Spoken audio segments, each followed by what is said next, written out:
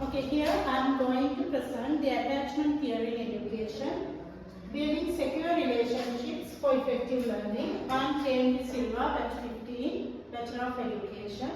So let's see what is attachment theory.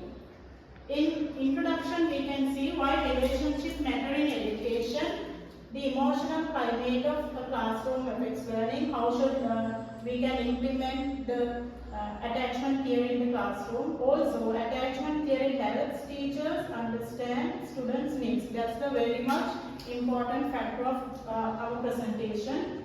Okay, let's go to the presentation. Okay, you can see he is the founder of attachment theory. What is attachment theory? Attachment theory is a psychological model developed by B.Ed and that explains the dynamics of long-term relationship between humans. Also, we can further explain this theory as the core idea is that infants or the students biologically programmed to seek the proximity to primary caregiver, maybe a teacher, for comfort, safety and survival. The quality of this early bond establishes an internal working model, a template that governs how an individual approaches all future relationships, particularly in romantic ones. Also, this attachment theory most probably discusses about how students act in the classroom, and this is about the bonds, how the students have their bonds with the teachers, mentors or the ESL teachers. Also, this is a psychological model developed by B.Ed. Also, we have trouble with children acting up in classroom on concern about those who become anxious or disorganized or even they feel uncomfortable in the classrooms. We can inculcate this theory to improve them in their classrooms. Okay, Mary Ainsworth's contribution introduced the strange situation experiment, identify 4 attachment styles. Here, there are 4 attachment styles. We can discuss further. We can see first one as secure, anxious, avoidant and disorganized. Let's see how these 4 models can be improved in the classrooms. First, we can see the secure style. Secure has a positive early experience with relationships. Their primary caregiver was responsive and reliable. The students feel that the teacher is very secure and they can feel work easier in the classrooms. Also, clinging means they improve a feeling of safety and trust on the world. This style is very much important. Children can build up a trust about the teachers or the mentors, then they can cope up the work easily in the classroom. Also, children with secure style attachment tend to be able to tolerate not knowing or understanding the classroom. They can move with the friends easier, ask for help when they need it. They are asking help if they want it. Maybe they feel difficult to learn a subject or a theory or a sum. They ask for help. They are not shy to ask questions. Also be resilient when they make mistakes or get them wrong. Also, they do not feel uncomfortable if they are wrong. They can clarify the things when the things getting worse. Accept that others may be better at certain topics or skills than they are. Also, this time students can understand there may be brighter ones or there may be slower ones in the classroom. They can accept all ones as a whole. Also, wait for their turn. These students wait for their turn to take. They are not hyperactive. They have patience to see their turn. Also, these students like to have friends and they can associate friends to improve their learning situation. Okay, let's see about the anxious style. This develops when children experience their caregiver or the teacher as reliable and inconsistent. The child learns that they can't rely on their caregiver. Anxiously attached children tend to have poor attendance or weak sense of self.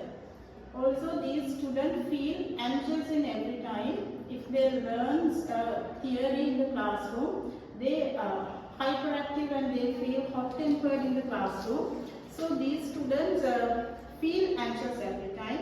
Also, we can see signs as anxiously attached in the classroom include these kinds of things.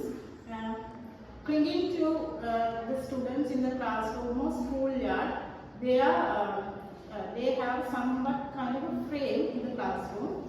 Generally, high anxious behavior, they try to fight with each other, or they may be telling some rough words to the others like that. Frequently seeing your attention. These students need frequent attention from the teacher or the mentors, and they are asking questions and they do not wait for their turn. Strong verbal skills, they are full of maximum level of audibility, and they like to shout in the class to seek the attention from the teachers. Becoming suspect or sulky. If they have an issue to talk about, they know that they are wrong, but they accept that and act as suspect. Or appearing to be certain or indecisive is another thing of attachment style, anxious behavior. Also, the third one is avoidant. In avoidance style, the student try to avoid each other or maybe the mentor. Avoid style when they experience the caregiver as rejecting or insensitive. They feel that I don't need him further like that. These students show high levels of independence and struggle to seek support from others. They think that they can do everything without help. Avoidantly attached children may keep an emotional distance from the teachers, their peers, to avoid potential rejection. Also, these students avoidantly attached. These students may be avoidantly attached if they don't ask for help when they need. They try to keep secrets within themselves, appear not to care about making friendships. They think that we do not need friends, or we can stay independently, we can stay alone in the classroom. Don't converse or share ideas. They do not like to have some dialogues or the conversation with the other students. They try to be alone in the classroom side.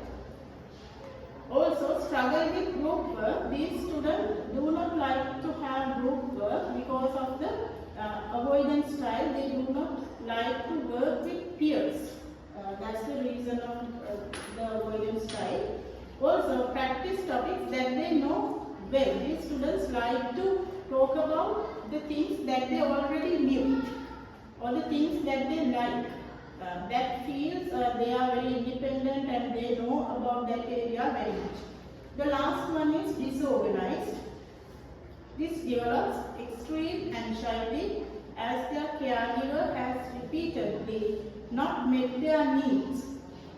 That means they do not fulfill the requirements that they need. Children are more likely to have disorganized attachment style if their parents are. The most important thing is in here, parents have to think about these students, a source of fear, not safely, and also physically absent. These students do not like to come to the school frequently, and they think that they must be alone, and totally they have no idea of what they are doing. Abusively or mistreating the others. They are very abusive.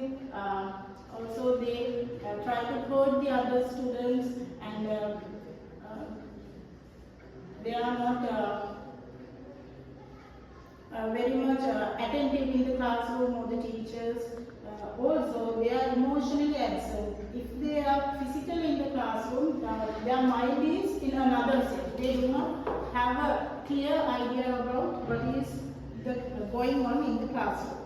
Also, may have students may have disorganized attachment if they don't trust adults. don't trust adults. They do not like to associate adults. Also, they are hyperactive. These are the things that we can see, disorganized style, and also they do not have the respect for the elders. Okay, let's see an overview of the attachment style.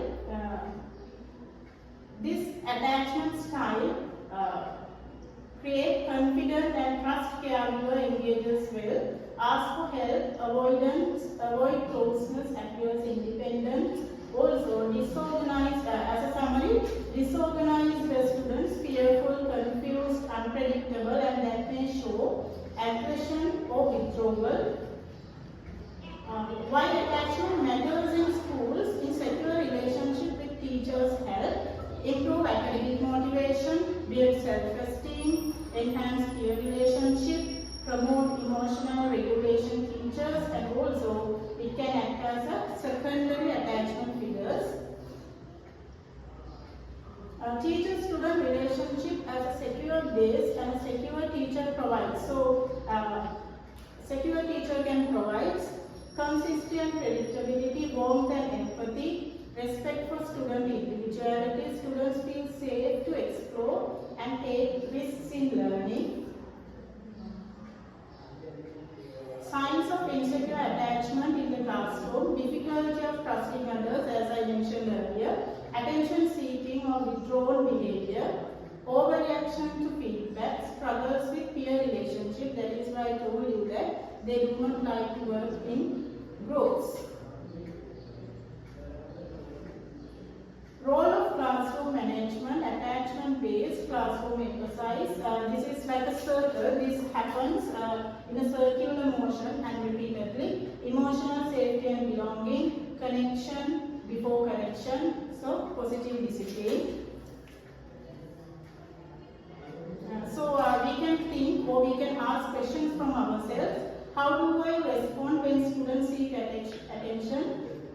We can pay individual attention, we can give them separate words. Do I create an emotionally safe classroom? We can talk to the students in private manner, and we can highlight or we can learn students' questions. How can I strengthen my relationship with each learner?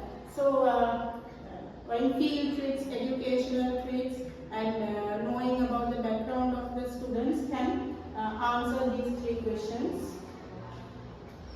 Implications for educational practice. Teacher training should include emotional development and attachment theory.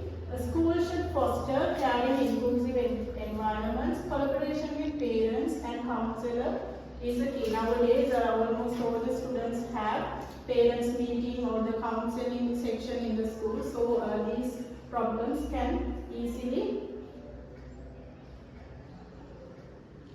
solve. Okay, as a conclusion, secure attachment led to better learning outcomes. Teacher play vital role in shaping emotional security.